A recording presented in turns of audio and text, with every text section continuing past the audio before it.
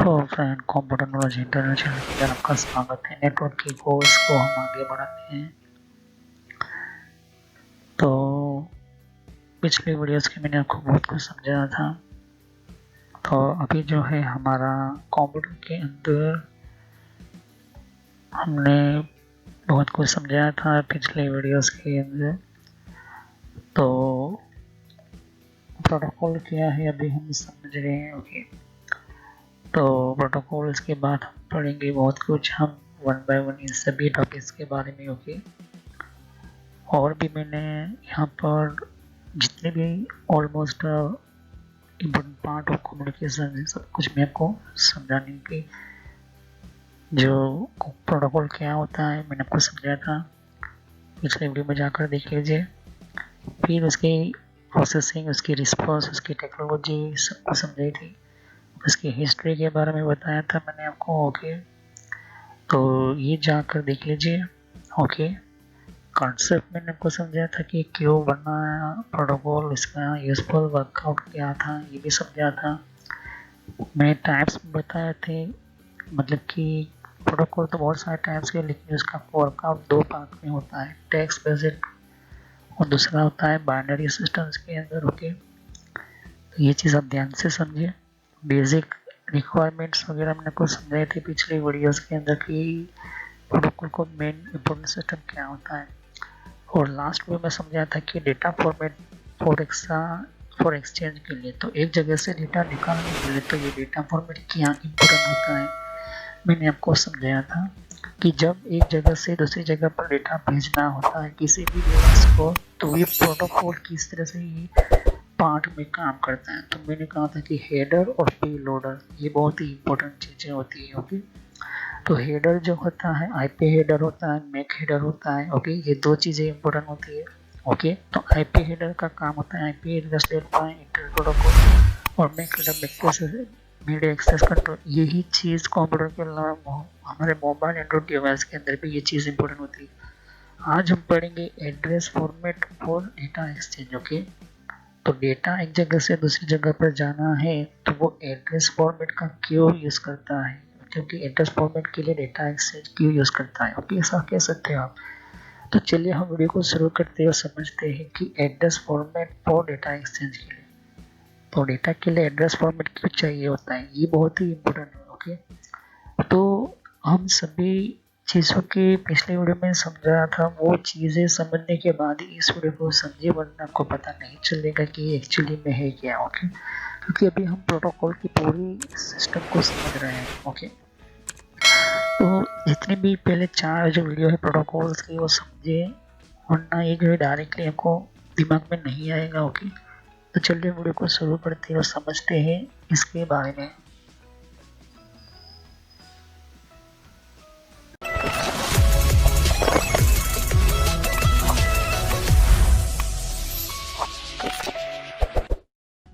तो friends, video शुरू करने से पहले मैं मैसेज देना चाहता हूँ कि इस तरह से आपको यूट्यूब में पहले आपके जीमेल से लॉगिन कर लेना है। मोबाइल हो तो मोबाइल से लॉगिन कर लेना है, यूट्यूब ओपन कर लेना है, या यूट्यूब की एप्लीकेशन आप ओपन कर सकते हो। ओके, यूट्यूब की एप्लीकेशन या फिर ब्राउज़र में इस तरह से आपको टाइप करना है कंप्यूटर नॉलेज इन ट्रेनर। ये इस तरह से आप इसको जैसे ही टाइप करोगे तो यहाँ पर आपको ये जो है आपको इस तरह से देखने को मिलेगा। चैनल है मेरी। ओके, अब इस चैनल के अंदर आपको ये जो देख सकते हैं किस तरह का आइकॉन भी है, और आपको इसके ऊपर इस तरह से कनेक्ट आपको क्लिक करना है। तो यहाँ पर कंप्यूटर नॉलेज चैनल का जो मैंने ये पुराना नाम है, ये सोशल नॉलेज एंटरटेनमेंट, ये जो पुराना मेरा चैनल का नाम है, हालांकि मैंने बदला नहीं है क्योंकि आप कंफ्यूज ना हो। तो इस तरह से आप मेरे चैनल पर आ जाओगे। यहाँ पर बहुत सारे आपके कंप्यूटर की कोर्स की वीडियो मिलेगी, और बहुत ही इम्पोर्टेंट और एडवांस लेवल पर जितना आप नॉलेज नहीं समझा होगा उतना ज़्यादा आपको सब कुछ मेरे चैनल पर मिल जाएगा। तो यहाँ पर जैसे ही नीचे स्क्रॉल डाउन करते हो तो बहुत सारे आपको अलग अलग तरह के आपको वीडियोस मिल जाएंगे। वीडियोस पर जैसे ही क्लिक करोगे तो और भी बहुत कुछ आपको देखने को मिलेगा। ओके, तो यहाँ पर हार्डवेयर, नेटवर्क, सॉफ्टवेयर, यहाँ तक कि एडवांस एथिकल हैकिंग और सर्वर की भी वीडियो लेकर आऊँगा। तो जितनी भी प्लेलिस्ट है आपके सामने देख सकते हो, पहले सब्सक्राइब कर लीजिए, बेल आइकन पर क्लिक करके ऑल पर क्लिक करना है, जिससे कि जितने भी मेरी नई वीडियो होगी वो आप मिस ना कर दो, और टाइम टू टाइम आपको पता चल जाए कि ये नई वीडियो जो है और नया जो भी कॉन्सेप्ट होता है, जो भी आपको सिखाने के लिए एक इम्पोर्टेंट पार्ट होता है, वो आपको मिल जाएगा। तो आपको सर्च इसी तरह से करना है, कंप्यूटर नॉलेज ऑन ट्रेनर के नाम से। ओके, तो जैसे प्लेलिस्ट पर आप क्लिक करते हो तो आपको प्लेलिस्ट में बहुत कुछ आपको मिलेगा। अगर आप कंप्यूटर में नए हो, आप कंप्यूटर के बारे में कुछ पता ही नहीं है, तो आपको जो भी आपको बेसिक से आपसे स्टार्ट कीजिए। ओके, तो जिसको रेड हैट लिनक्स पढ़ना है, जिसको इथिकल हैकिंग पढ़ना है, वो आपको वो मिलता रहेगा कंटेंट में। तो जो नई टेक्नोलॉजी माइक्रोसॉफ्ट के बारे में, तो माइक्रोसॉफ्ट से शुरुआत कीजिए। यहाँ पर आपको बेसिक से शुरुआत कीजिए। आप हार्डवेयर का ज़्यादातर मैं वीडियो अपलोड करता हूँ, जैसे कि जितना हो सके मैं इसको कम्प्लीटली कंप्लीट करूँगा इस कोर्स को। फिर नेटवर्क का आप देख सकते हो कि नेटवर्क का कोर्स जो है, जिनको नेटवर्क नहीं पता, कंप्यूटर की प्रॉब्लम में आता है, नेटवर्क का कॉन्सेप्ट क्लियर नहीं एडवांस लेवल पर, कंप्यूटर की पॉलिसी वगैरह, ऑपरेटिंग सिस्टम किससे इंस्टॉल करते हैं ये भी समझा है यहाँ पर, वो भी बताया है यहाँ पर। विंडोज 7, 8.1, विंडो 10, 11 सब कुछ। और गूगल के अंदर डिफरेंट टाइप के ब्लॉगर वगैरह जो होती है, इनकी प्रोडक्ट्स वगैरह, और भी जीमेल वगैरह, पेटीएम क्या होता है, और भी बहुत कुछ आपको मैंने समझाया यहाँ पर। ओके, तो जितने भी आप देख सकते हैं कि एंड्रॉइड क्या है, एंड्रॉइड की ट्यूटोरियल्स और मोबाइल डिवाइसेस वगैरह, वो भी अपलोड करता रहता हूँ। जीमेल के बारे में आपको पता नहीं है, जीमेल क्या है, कैसे काम करता है, किस तरह से इसको अपडेट, इसके नए नए फीचर्स आए, वो भी देखिए। और कंप्यूटर की कप के अंदर हर विंडोज के अंदर कंट्रोल पैनल होता है, कंट्रोल पैनल की प्लेलिस्ट है। तो आप शुरुआत कीजिए विंडोज बेसिक्स से। ओके, विंडोज 7 बेसिक्स से। अगर आपको कंप्यूटर के बारे में कुछ भी नहीं पता तो विंडोज 7 बेसिक्स से शुरुआत करोगे तो आपको पता चलता रहेगा टाइम टू टाइम। ओके, तो यहाँ पर आप ध्यान दे सकते हो कि उसके बाद आपको शुरुआत करनी है यहाँ पर माइक्रोसॉफ्ट की सॉफ्टवेयर से। ओके, तो यहाँ पर माइक्रोसॉफ्ट जो है बेसिक ऑफिस वगैरह, माइक्रोसॉफ्ट वर्ड है, उसके अंदर काफ़ी एडवांस लेवल को मैं सिखाया यहाँ पर। उसके बाद आप कंट्रोल पैनल के बारे में समझिए, इसके बारे में आप समझिए और देखिए। सभी वीडियो मेरी पार्ट वाइज होती है, ध्यान से। ओके, और साथ ही फिर आपको जो है यहाँ पर कंप्यूटर हार्डवेयर का नॉलेज लेना है कि कंप्यूटर के अंदर कौन कौन से पार्ट्स वगैरह जो होती है, कैसे काम करते हैं, एडवांस फीचर्स वगैरह, और भी हैकिंग वगैरह समझनी है। फिर एक रेड लिनक्स करके भी आता है यहाँ पर, ये भी बहुत पॉपुलर है, ये भी कोर्स बहुत पॉपुलर है, तो ये भी देखिए। तो सभी वीडियो कोर्स जो है वो जेन्युइन है और काफ़ी इम्पोर्टेंट होता है यहाँ पर, आपको समझने के लिए ही मैंने आपको बताया यहाँ पर। और फायरवॉल क्या होता है, फायरवॉल क्या होता है, फायरवॉल टेक्नोलॉजी क्या होती है, ये सब कुछ मैंने समझाया यहाँ पर। ओके, तो जैसे जैसे मैं कंटिन्यू करता जाऊँगा, नया नया वीडियो अपलोड करता जाऊँगा। ओके, तो इसके अलावा मेरे फेसबुक पेज के ऊपर भी आप विजिट कर सकते हो। ओके, तो फेसबुक पेज के ऊपर मैं टाइम टू टाइम जो है मैं अपना सिस्टम जो है अपना जितना भी हो सकता है उतना उसको मैं कंटिन्यूसली अपडेट करता रहता हूँ। तो आप मेरे फेसबुक पेज से जुड़ सकते हैं यहाँ पर। ओके, तो कोई भी एक इम्पोर्टेंट जो डिफरेंट टाइप की जो लेवल का जो एक, जिन लोगों को पता नहीं होता है कि कोर्सेज वगैरह जो होती है वो किस तरह से इम्प्लीमेंट होती है यहाँ पर, इसके अंदर यूज़ कैसे होता है, इन सबको मैंने यहाँ पर दे सकती हो कि मैंने हर टाइम टू टाइम में अपना सिस्टम के वगैरह जो है यूज़ और अपलोड करता रहता हूँ यहाँ पर। ओके, तो जितने भी प्ले लिस्ट है उनको वन बाय वन समझिए। ओके, ऐसा नहीं कि डायरेक्टली मुझे ये सीखना है, आप सीख सकते हो। अगर आपके पास पहले से बेसिक का नॉलेज है तो आप चाहते हो कि हार्डवेयर की नॉलेज लेना चाहते हो तो हार्डवेयर की नॉलेज ले सकते हो। उसके अलावा आप नेटवर्क पढ़ना चाहते हो, नेटवर्क भी पढ़ सकते हो। सर्वर की वीडियो अभी आने की थोड़ी देर लगेगी, सर्वर की टेक्नोलॉजी आने में थोड़ी देर लगेगी, क्योंकि हार्डवेयर और नेटवर्क दोनों का पूरा कोर्स पूरा होने के बाद मैं सर्वर का वीडियो लेकर आऊँगा। ओके, तो बेसिक से शुरुआत कीजिए। अगर कंप्यूटर के बारे में कुछ भी नहीं पता, इसे क्लिक करोगे तो सभी वीडियो जो होती है मेरी पार्ट वाइज होती है। ओके, तो इस तरह से वीडियो देख सकती है कि जो है आपको देखनी है वन बाय वन करके। ओके, और जितने भी कॉन्सेप्ट होती है विंडोज 7 से लेके, जिनको पता है कंप्यूटर क्या है, किस तरह का काम करता है, तो आप बेसिक से शुरुआत कीजिए। ओके, और जिनको एडवांस लेवल पर सीखना है तो हार्डवेयर वगैरह सीखिए, नेटवर्क वगैरह सीखिए। ओके, तो मैं जितना हो सके मैं डिटेल में एंटर किया हुआ है कोर्स, और पुराना नेम आपके सामने है और नया नाम मैंने एंटर करके रखा हुआ है। तो चले हम वीडियो को शुरुआत करते हैं और सभी वीडियो को पार्ट वाइज ही देखिए।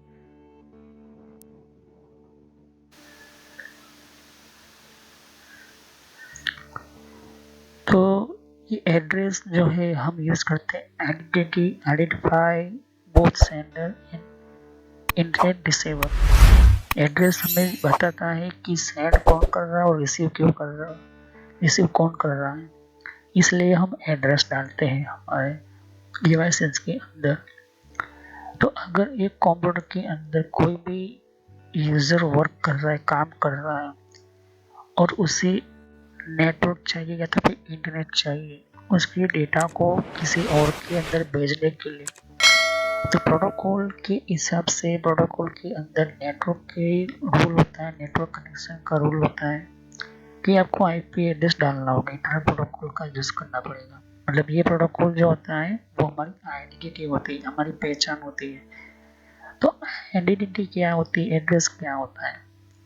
देखिए आईपी एड्रेस के बारे में बाद में समझाऊंगा, उसका जो है सिस्टम इतना से उसमें एक रफली आपको एग्जांपल समझा हूँ कि आपकी बहुत सारी सिटीज़ होती है, उन सिटीज़ के अंदर बहुत सारे आपके सोसाइटीज़ मोहल्ले होते हैं, बहुत सारी गली होती है, लेकिन किस गली में कौन से एरिया में कौन से और कौन सा रोड है, कौन सा चौराहा है, कौन से आपके घर का नंबर है, ये एक आपका perfectly identity address.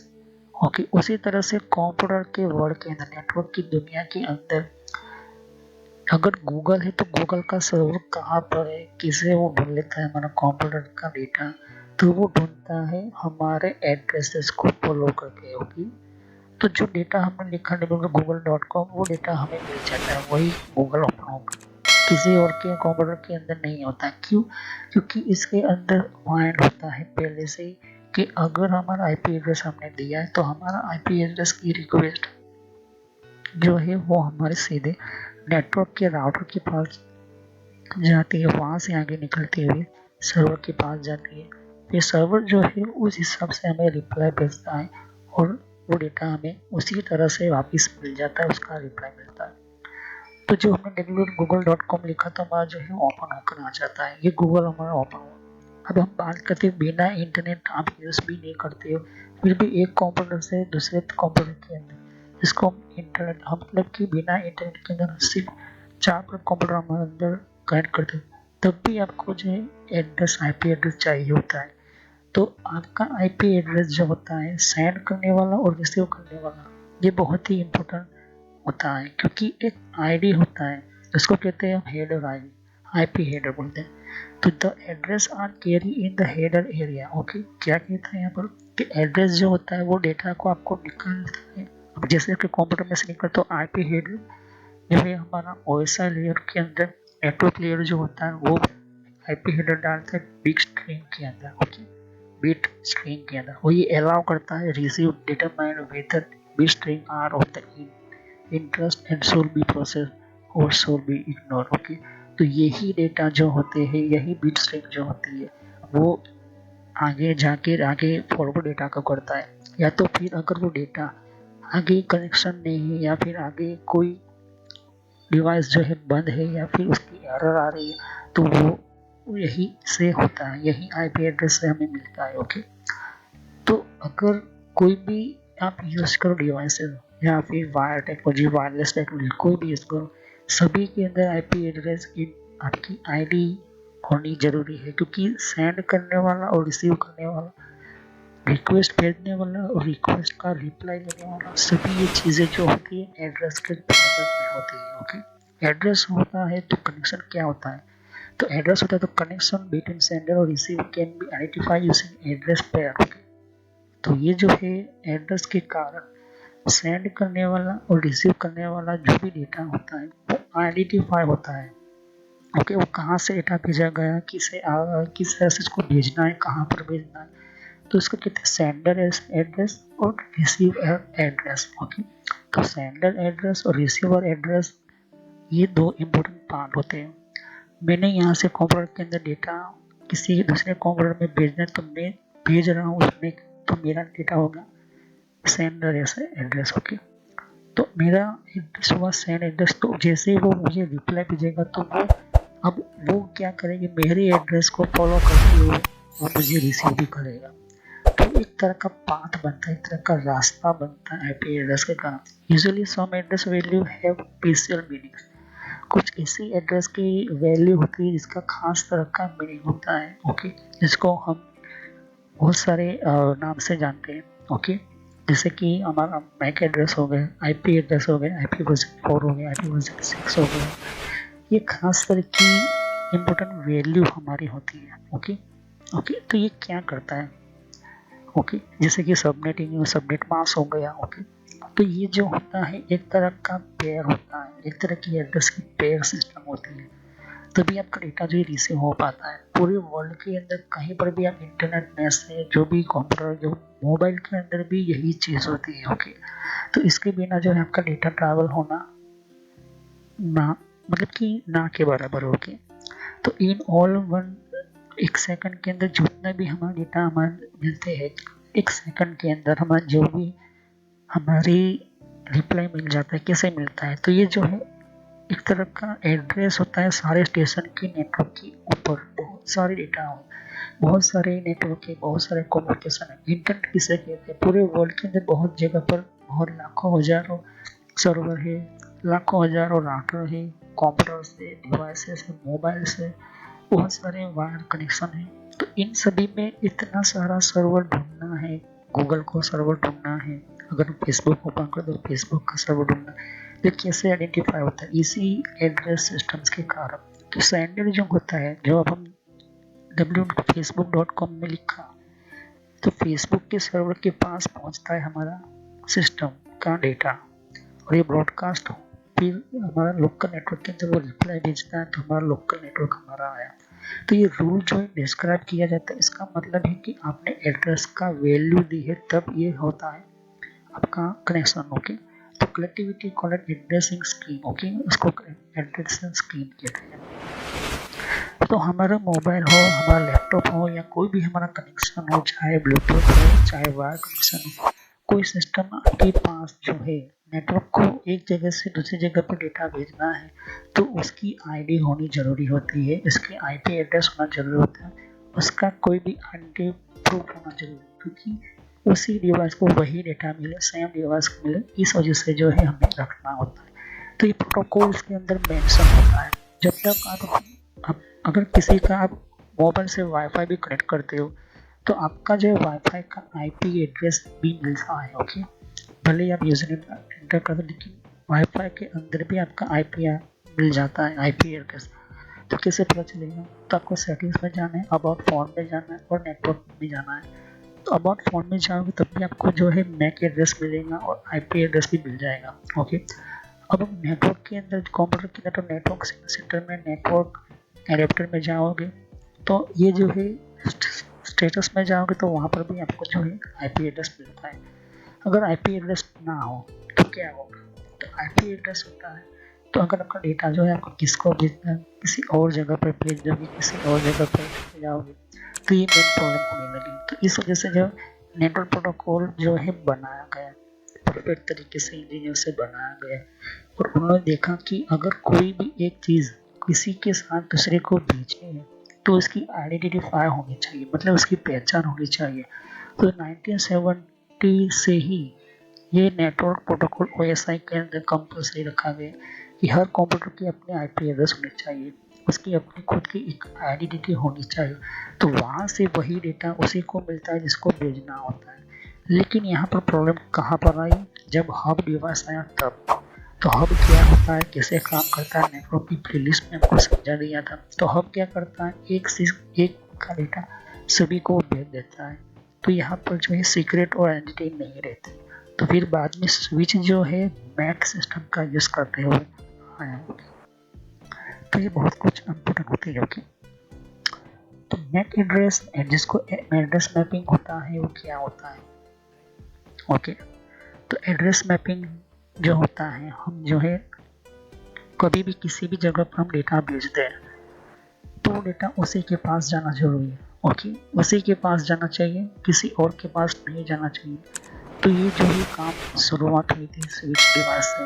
Okay, switch और हब दोनों एक ही सेम दिखाई देते हैं, एक ही सेम डिज़ाइन होती है, एक ही सेम ईथरनेट पोर्ट के ऊपर काम करते हैं, लेकिन दोनों में फ़र्क है।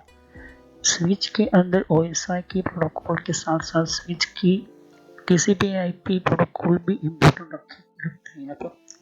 तो स्विच जो है उसकी खुद की अपनी इंटेलिजेंट सॉफ्टवेयर प्रोग्राम होते हैं, लेकिन हब के अंदर ये चीज़ नहीं होती।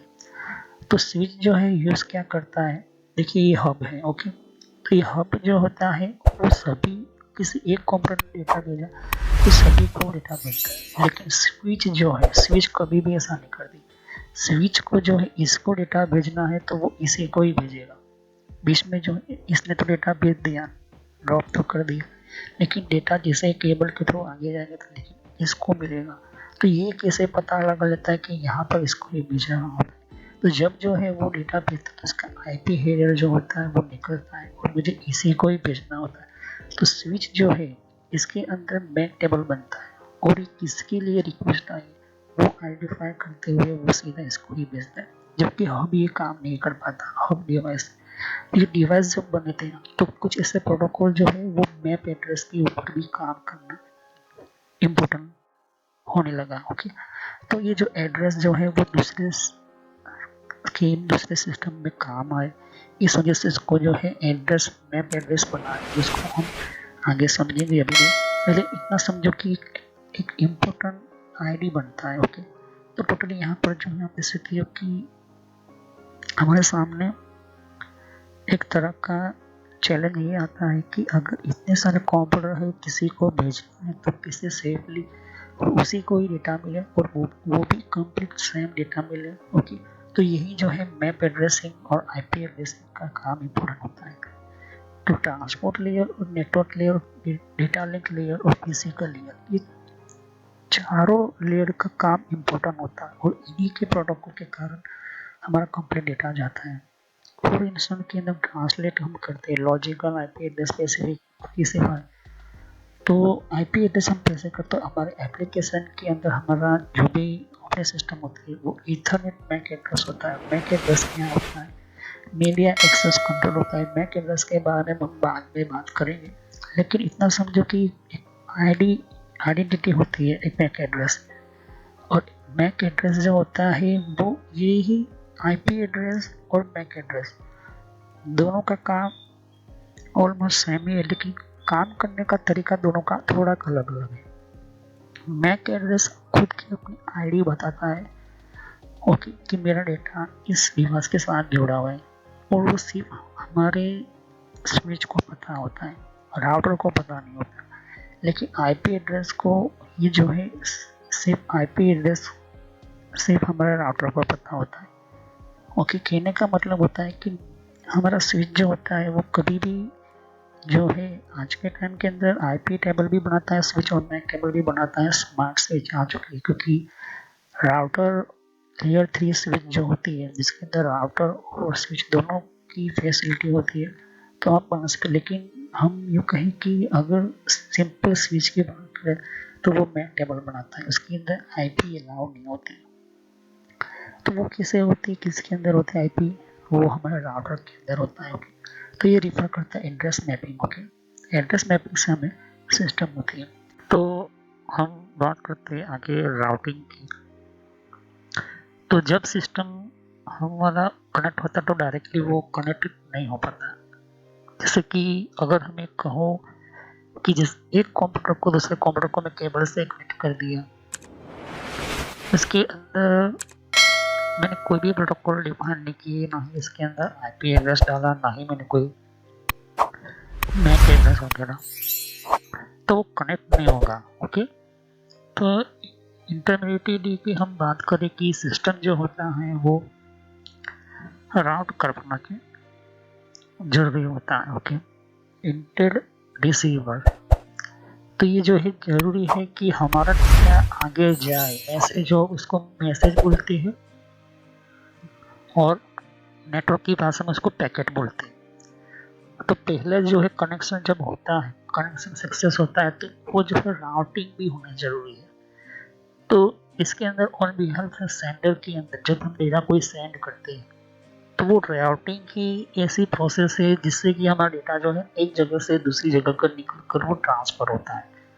चाहे फाइल हम किसी को शेयर करते हैं और रिसीव करते हैं, चाहे हमारा पहली बार हमारा एक कंप्यूटर किसी स्विच के साथ कनेक्ट किया हो तो भी हमारा जो है ये मैसेज पहुंचता है कि आपका सेंडर आईडी, रिसीव आईडी, ये सब कुछ जो है वो स्विच हमारे अंदर ये एक्सेस करती है। तो बहुत सारे कंपनी के अंदर या फिर कोई भी इंटरनेट यूज़ करते हैं तो एक जगह से दूसरी जगह पर हमारा डेटा जाता है या कैसे होते हैं, ये उसे हम कहते हैं राउटिंग सिस्टम। ओके, और ये राउटिंग जो होती है सभी के अंदर ये प्रोटोकॉल्स होते हैं जिसको हम नेटवर्क प्रोटोकॉल्स कहते हैं, क्योंकि हमारा राउटर जो होता है वो नेटवर्क लेयर पर काम करता है। ओके, क्योंकि वो आईपी एड्रेस को फॉलो करता है। मैक एड्रेस के ऊपर हमारा लेयर 2 स्विच काम करती है और आज के टाइम के अंदर लेयर 3 स्विच भी आ चुकी है जो दोनों पर काम करता है।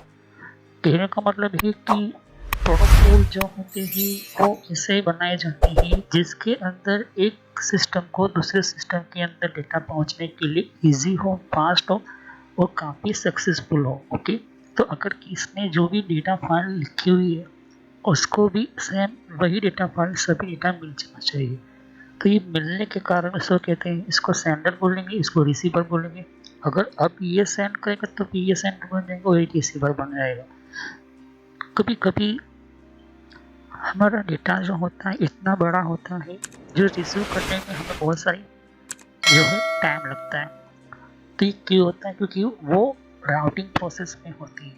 ओके, तो कभी भी डेटा जो है एक ही सेकंड के अंदर, जिसके अंदर हम इंटरनेट के अंदर हो या इंटरनेट के बिना हमारे नेटवर्क के अंदर हो, नेटवर्क का मतलब कि हमारे कंपनी के मेन सिस्टम के अंदर हो या तो फिर हमारा पहले से ही यूज़ करते हो राउटर हो, तो ये चीज़ें आपको समझनी ज़रूरी है कि कभी भी डायरेक्टली हमारा सिस्टम ऐसे एंटर नहीं करता है। इसके अंदर इंटरकनेक्शन नेटवर्किंग कंप्लीट होता है, फिर बाद में उसको हम यूज़ करते हैं कनेक्शन, तो इसको कहते हैं इंटर नेटवर्किंग कहते हैं। तो इंटर नेटवर्किंग मतलब कि इन सभी के अंदर केबल से हम कनेक्ट करने के बाद डायरेक्टली हमें ऐसा कभी भी जो है डेटा नहीं मिलेगा, क्योंकि इसको जो है स्विच को ये बताना पड़ता है कि इनके भी प्रोटोकॉल जो है वो इनके अनुसार ही चलना चाहिए, क्योंकि इसके अंदर जो नेटवर्क प्रोटोकॉल है इसके अंदर भी नेटवर्क ओएसआई लेयर पर ओएसआई लेयर सभी के अंदर जाएगा, ओएसआई लेयर सभी प्रोटोकॉल सभी के अंदर होंगे। तो यहाँ पर मेन इम्पोर्टेंट ये है कि आईपी एड्रेस भी आपको डालना पड़ेगा, तब जाके जो है आपका डेटा जिसे हो गया सेंड हो पाएगा।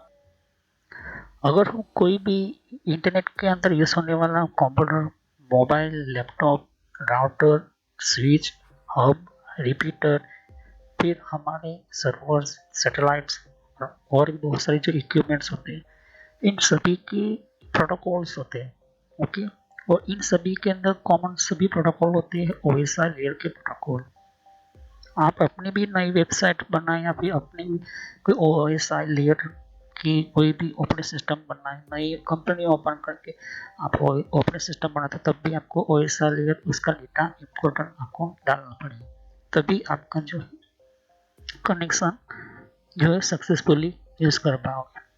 तो कहने का मतलब ये है कि जो भी आप डेटा देख रहे हो, जितनी स्पीड से देख रहे हो और जितना सटीक आपका सिक्योरिटी के साथ देख रहे हो, वो क्यों है? क्योंकि इन्हीं प्रोटोकॉल्स के कारण। ओके, तो फॉर्मेट की हम बात करते, एड्रेस की बात करते, तो देख सकते हो कि यहाँ पर जो लिखा है यहाँ पर अलग अलग, यहाँ पर नंबर्स आ गए, यहाँ पर एक चार्ट आता है, यहाँ पर टैब्स आते हैं, यहाँ पर कुछ टैग्स आते हैं। तो ये सब कुछ डेटा सेम दूसरे के अंदर भी दिखाई देना चाहिए। तो ये जो है रिस्पॉन्सिबल होते हैं ओएसआई लेयर के प्रोटोकॉल्स। तो इस तरह से हमारे नेटवर्क के अंदर इम्पोर्टेंट होती है। नेक्स्ट वीडियो में आपको डिटेक्शन और ट्रांसलेशन एरर ये क्या होती है ये मैं आपको समझाऊंगा। तो सब्सक्राइब करें, लाइक करें, बेल आइकन पर क्लिक करना ना भूलें। अगर कोई भी क्वेश्चन हो तो आप कमेंट कर सकते हो। Thanks for watching my video, have nice day, start continue on this topic. तो सभी वीडियो को पार्ट वाइज देखोगे तभी आपको पता चलेगा, वरना ये पता नहीं चलेगा किस तरह से आपको ये ट्रांसमिशन एरर्स और वगैरह ये चीज़ क्या होती है, ये भी हम समझेंगे। तो thank you, have nice day, next time continue on this topic. तो सब्सक्राइब करो, लाइक करो, और नेक्स्ट हम यहीं से कंटिन्यू करेंगे, यहीं से हम स्टार्ट करेंगे इसी टॉपिक से। तो थैंक यू। जैसे कि यहाँ पर और भी एक जैसे कि विंडो 10 के लिए भी अलग मैंने प्लेलिस्ट बना रखी हुई है। तो विंडो 10 के अंदर भी आप अलग अलग तरह की इन्फॉर्मेशन, जैसे कि विंडोज 10 के अंदर भी तो विंडो 10 की भी आपको जानकारी मिलेगी यहाँ पर, डिफरेंट टाइप की अलग तरह की विंडो 10 की यहाँ पर सीरीज है। ओके, तो हर विंडो 10 के अंदर कौन कौन सी सेटिंग्स होती है, किस तरह की सेटिंग्स होती है, विंडो 10 के अंदर कौन कौन सी फीचर्स होती है, ये भी रखा हुआ है यहाँ पर। ओके, तो यहाँ पर आपकी विंडो 10 के अलावा कंट्रोल पैनल भी है। कंट्रोल पैनल के अंदर भी आपको जानकारी कंट्रोल पैनल क्या होता है। ओके, और आप जैसे कि कंप्यूटर हार्डवेयर का कोर्स आपको ये इम्पोर्टेंट है, या भी सीखिए, और कंप्यूटर नेटवर्क का भी कोर्स कंटिन्यू कर रहा हूँ यहाँ पर। ओके, तो जहाँ पर आपकी जिस फील्ड के अंदर आपको इन्फॉर्मेशन चाहिए, साथ ही मैंने जीमेल किस तरह से बनाना, जीमेल क्या है, Gmail port forwarding, Gmail system, Gmail ID, Gmail के अंदर क्लोनिंग किस तरह से करी जाती है, यहाँ पर जीमेल के अंदर किस तरह से हम लेबल क्रिएट करते हैं, यहाँ पर ये भी सिखाया मैंने यहाँ पर। ओके, तो आगे जाके आप देख सकते हो कि और भी बहुत सारे यहाँ पर वीडियो है विंडोज 10 के यहाँ पर। ओके, तो मैंने पेटीएम, मिंत्रा, याहू, ट्विटर क्या होती है, ट्विटर के कौन कौन सिक्योरिटी फीचर कौन कौन से, फेसबुक क्या है, फेसबुक के अंदर कौन कौन से फीचर्स वगैरह होते हैं यहाँ पर मैंने बताया यहाँ पर। तो यहाँ पर आपको देख सकते हो कि और भी बहुत सारे आपको बेसिक कंप्यूटर यूजर पर क्लिक करना है यहाँ पर, बेसिक कंप्यूटर नॉलेज के ऊपर, क्योंकि ये बहुत ही इम्पोर्टेंट है। और जब तक अपना आपको कोई कंप्यूटर की नॉलेज नहीं तो आप बेसिक पे ही स्टार्ट कीजिए। ओके, तो ये इम्पोर्टेंट है आपके लिए। और कुछ में फ्रॉड कॉल वगैरह होते हैं, कुछ वेबसाइट, कुछ कमांड के अंदर क्या करना है, कम फायरवॉल किस तरह से यूज़ करना है, ये भी मैं बताया यहाँ पर। तो मैं आगे नेक्स्ट लेवल पर बताऊंगा। ओके, एंड्रॉइड का भी मैंने समझाया, एंड्रॉइड मोबाइल फ़ोन के अंदर क्या होती है किस तरह से। तो वीडियो पर जैसे क्लिक कर तो बहुत सारा कुछ वीडियोस मिलेंगे, लेकिन मैं कहूँगा कि आप प्ले लिस्ट में जाकर ही हर तरह के यहाँ पर वीडियोस को कंटिन्यू करें। ओके, तो सभी वीडियोस भी होती है, पार्ट वाइज होती है। ओके, तो हर पार्ट के अंदर आपको अलग तरह की नॉलेज मिलेगी। ओके, और कोई भी क्वेश्चन होता है आप मुझे कर सकते हो। अभी ये जो मेरा नेम है वो पुराना नेम है क्योंकि मैंने रखा हुआ है, लेकिन जो रियल नेम है आपको इस तरह से सर्च करना है यूट्यूब की प्लेलिस्ट के अंदर, आपके मोबाइल के अंदर, और आपके कंप्यूटर के अंदर भी आप यूट्यूब चलाते हो तो इस तरह से आपको कंप्यूटर नॉलेज ट्रेनर यही नाम एंटर करना है। लेकिन मैं पुराना नाम इसलिए रखा हुआ है क्योंकि आपको पता चले कि ये दोनों चैनल एक ही है मेरी। ओके, तो thanks for watching my video, have nice day, next time I will continue new topic, मैं नए कंप्यूटर में कंटिन्यू करूँगा। ओके, तो थैंक यू।